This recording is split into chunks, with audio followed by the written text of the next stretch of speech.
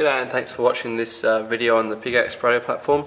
In this video we're going to have a quick look at the starter platform plugged into the motherboard. So in the last video we looked at downloading some code to send to the microcontroller and test that out. So this video you can plug that starter platform on top, and we're going to go back to the website, the PicaxeProtoPlatform website, go to products and then to the starter platform. And on the starter platform website we've got a link to a tutorial booklet that I created for some of my students. We've got some code that is written alongside that tutorial booklet to help with some examples, and then there's some little challenges in there as well. All the parts for the part list, and this is the part we're interested in, this example code. We're going to highlight that whole section down to the end there, right click and go copy, and then go back to our software, our Pickaxe programming editor, and paste that in. Now there's not too much that's, well, there's a few things that are different in this program, but not too much.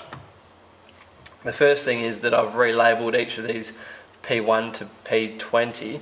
Anything that's connected on the starter platform I've given a new label to. So I've relabeled C4 to be called LDR and pin C3 to be called push, and you notice that down in my program, say for symbol for the B3 is called GLED now, and I've actually used GLED down in my program. So where I was using P19 before, I've relabeled that to be called RLED, and RLED is down here. Rather than using those numbers, I've got some descriptive words, I guess, to help identify what output pin I want to be using. I'll quickly talk you through what's going to happen in this program just to give you a bit more of an idea, but there'll be a few things I'll leave out and save for a video a bit later on. This line here is just asking the program to open this terminal window after it finishes downloading, so that it can receive the information that we're going to send back to the computer that has the temperature and the light level.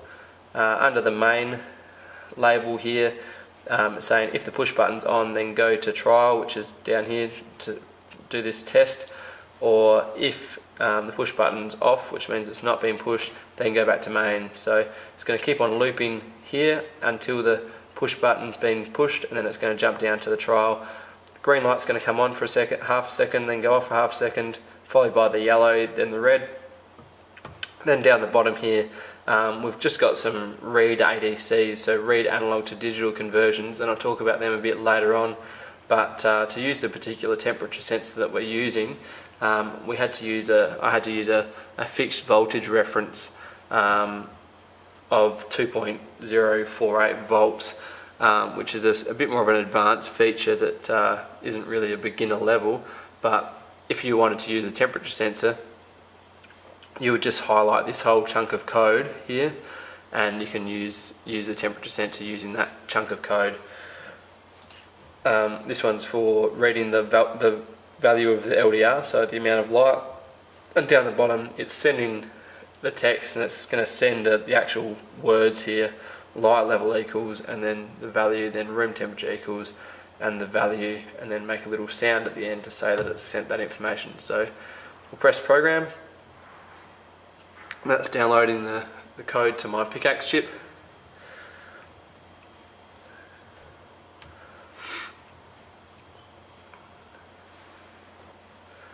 And then when I push the push button, so I'll push it now, green lights come on, yellow, then red, and then when it makes that little sound, it's sending some information back to the computer, and it's saying the light level in the room is 947 out of 1023, which is the highest value it could be, and then the room temperature is 22 degrees. And now if I just test that one more time by holding on to the temperature sensor, so it's not doing the room temperature, it's doing my body temperature, and covering up the light level with my hand a little bit.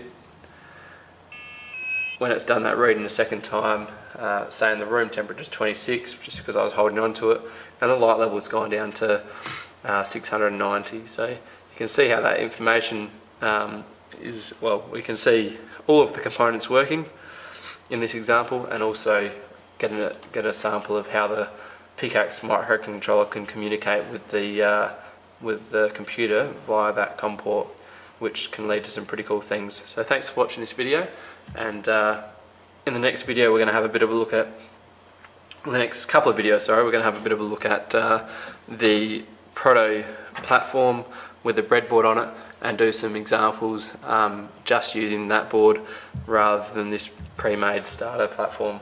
So cheers, and look forward to the next couple of videos.